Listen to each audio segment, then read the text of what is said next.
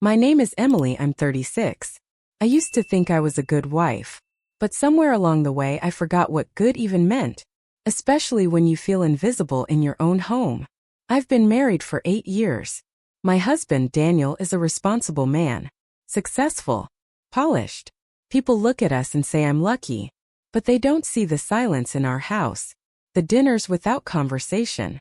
The touches that feel like chores. Daniel is a workaholic. Wake up early. Go to work. Come home. Laptop. Sleep. Repeat. He didn't cheat. He didn't yell. But he wasn't there. I tried to change things. Cooked his favorite meals. Bought new lingerie. Booked a trip for 2. Then canceled it because he had a big meeting. Eventually I stopped feeling hurt. I just felt empty. His name is Jason. Daniel's best friend. He came over one evening like he always did. But that time he looked at me differently.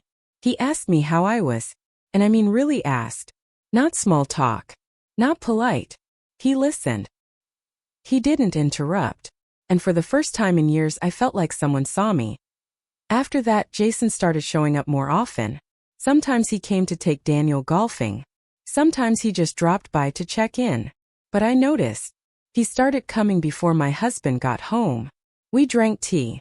Talked. Watched TV. I laughed more. And before I knew it, I was waiting for him. Waiting for his knock on the door. Waiting for the warmth that Daniel no longer gave me. I knew I was tiptoeing toward the edge. But when you've lived in the cold long enough, even the faintest warmth can blind you. One Friday evening Daniel texted me. Emergency flight to LA. Back in 2 days. I came home to an empty house. It was raining. The lights were dim. I was lighting the fireplace when Jason knocked. I thought you'd be sad tonight. Daniel's gone again, right? Just one sentence. And it stripped away everything I was trying to hide. I let him in. We shared a bottle of wine. The alcohol didn't make me reckless. Just made it easier to be honest. He looked at me. Didn't say a word. Just stared deep, slow, careful. And I didn't look away. Jason set down his glass. He didn't ask permission. He didn't hesitate. He leaned in and kissed me. Soft, slow, like we'd been waiting our whole lives for that one moment. I pushed him away. But it was too late. Not because I fought it, but because I had wanted it for far too long. After that kiss, I expected shame to swallow me whole. But it didn't. Instead, I waited. I waited for the next time Jason would come by. And when he did, we didn't talk about the kiss. We didn't need to. The air between us was already full of what we weren't saying. A week later, Daniel was gone again. Conference in Chicago. Jason texted me. Do you need anything? Want company? I hesitated. Then typed. Come over. We didn't drink that night. We didn't sit and talk. He walked in. We looked at each other. And we just knew. We kissed again. Longer. Hungrier. And this time we didn't stop. We went upstairs. To the bed I shared with my husband. I'll never forget the moment I saw Jason take off his shirt. Not because of lust, but because I didn't feel guilty. Not then. It didn't stop after that night. It became a pattern. Whenever Daniel was gone, Jason was there. Sometimes in my kitchen. Sometimes in my bed. Always with that same look in his eyes. Like I was someone he needed, not just wanted. It was thrilling. Wrong. But it felt like mine. I got better at lying. Better at deleting messages. Better at remembering where the perfume scent ended and where the lie began. Daniel never suspected a thing. He was always busy, always tired. He'd come home, kiss my forehead, ask what was for dinner. And I would smile and serve his plate. With the same hands that had touched his best friend hours earlier. After a few months, Jason changed. He started texting more. He asked about my day. He remembered things Daniel had long forgotten. Like my birthday, my favorite wine, the book I once mentioned but never bought. And one night, as we lay tangled in bed, he whispered, Emily, have you ever thought about leaving him? My heart stopped. Not because I hadn't thought about it, but because hearing it out loud made it real. I didn't answer him, but my silence said everything. The more I saw Jason, the less I cared about hiding. I started wearing the perfume he liked. I bought lingerie just for him. I texted him when Daniel was in the next room. The danger. the thrill. It all became part of the addiction. And slowly, what started as a moment of weakness became a second life I didn't want to end. I never planned to fall this deep. But when you're juggling two lives, one will always start to slip. For me, it began to unravel on Daniel's birthday. Ironically, the one day that was supposed to be all about him turned into a day I almost destroyed everything. I planned a weekend getaway for Daniel. A beautiful lake house 2 hours away. Just the two of us. Pick the wine, the food, the sheets. I told myself this was a fresh start, a chance to remind myself why I married him in the first place. Jason knew about the trip. He didn't say much. Just a tight smile and a text the night before. Have a good time. Daniel was sweet that weekend. He held my hand, took pictures of me near the water, even made me laugh. But I couldn't stop thinking about Jason. I kept checking my phone when Daniel wasn't looking. No messages. That absence made it worse. That night, Daniel tried to be intimate. I let him, but my mind was with someone else. And afterward, lying in that soft bed, I felt the tears run silently down my face. Not because I felt guilty, but because I realized something horrifying. I didn't love Daniel anymore. The next morning, while Daniel was showering, my phone buzzed. It was Jason. I miss you. I can't do this much longer. I stared at the screen for what felt like forever. And then I replied, me too. But what I didn't know, what I never imagined, was that Daniel saw it. He didn't say anything at first. But the shift in his energy was instant. His smiles felt forced. His hands felt cold. On the drive home, the silence was suffocating. At one point, he pulled over and asked, "Are you happy, Emily?" I froze. Of course, I lied. He nodded, but didn't look at me. Something inside him was breaking, and I felt it. The moment we got home, I texted Jason, "I need to see you." 2 hours later, we were in a hotel room.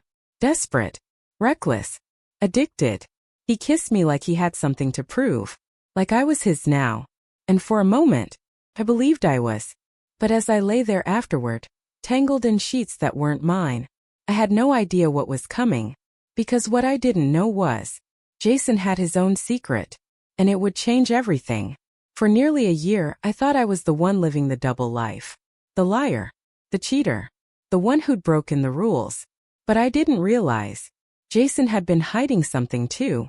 And when I found out, it hit harder than any betrayal I had ever imagined. In the beginning, Jason was steady, sweet, careful, patient. But lately he had become off. Evasive, nervous. He canceled last minute. Showed up late. First I thought it was guilt. Maybe he was finally feeling what I refused to. But then one afternoon while he was in the shower, his phone lit up. A name. A message. A heart emoji. Not mine. I shouldn't have looked. But I did. The texts were from a woman named Rachel. And they weren't new. They went back months. I miss you. Last night was perfect. I wish we didn't have to sneak around. I felt like the floor dropped out beneath me. I was the other woman, but I wasn't the only one. When Jason came out of the shower, towel around his waist, I was sitting on the edge of the bed, his phone in my hand. "Who's Rachel?" I asked. He froze, didn't speak for a few seconds, then said, "She's someone I used to see." Lie. I had read the timestamps. "She thinks you're still together. She is still with you." His silence confirmed it. And I laughed.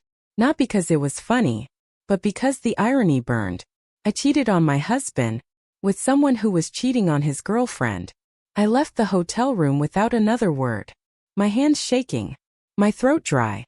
How had I fallen for this? How had I believed I was special to him, when I was just another stolen moment? I didn't go home. I drove for hours. I thought about Daniel. About the way he looked at me when he asked, "Are you happy?" And for the first time in a long time, I felt ashamed. Not just because I betrayed someone who loved me, but because I let someone else use me, while I was using them. When I finally came home, Daniel was in the kitchen. He looked at me, quiet, observing. "Rough day?" he asked. I nodded. He didn't ask where I'd been. And that silence was louder than a scream, because now I knew. He knew something. Maybe not everything, but enough. And for the first time, I wasn't sure which truth would hit harder, the one I kept, or the one Jason did. If you're waiting for some redemption at the end of this story, you won't find it here. Because real life doesn't give you neat endings. And it definitely doesn't offer clean exits from dirty choices. It was a Wednesday. Nothing special. Nothing suspicious. Until Daniel came home early. I was in the living room. He dropped his keys on the table and sat across from me. "I know," he said. Just that. 2 words. And suddenly I couldn't breathe. I tried to lie. Tried to ask, "No what?" But the way he looked at me, calm, tired, broken, I couldn't say another word. "I saw the messages," he said. "I know it was Jason." I broke down. Not because I was caught, but because the pain in his voice felt irreversible. He didn't yell. Didn't throw anything. Didn't call me names. He just said, "You made me feel like I wasn't enough. And you never even told me why." Daniel moved out that night. He packed a single bag, didn't look back. Jason tried to contact me. Texted. Called. I never answered. Not because I hated him, but because I hated me. When I was with him, I wasn't in love. I was lonely. And I let that loneliness burn my life to the ground. It's been 8 months. I live alone now. I still work the same job, drive the same car, sleep in the same bed. But everything feels quieter. Not peaceful. Just empty. I see Daniel's name in my contacts sometimes. I've never had the courage to delete it. But I'll never press call again. I don't deserve to.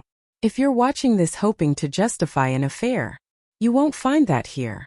What you'll find is a woman who let herself be seen by the wrong person because the right one had stopped looking. But the truth is, I should have opened my mouth before I opened someone else's arms. Talk, fight, cry, beg, walk away even. But don't cheat. Because some damage you don't come back from.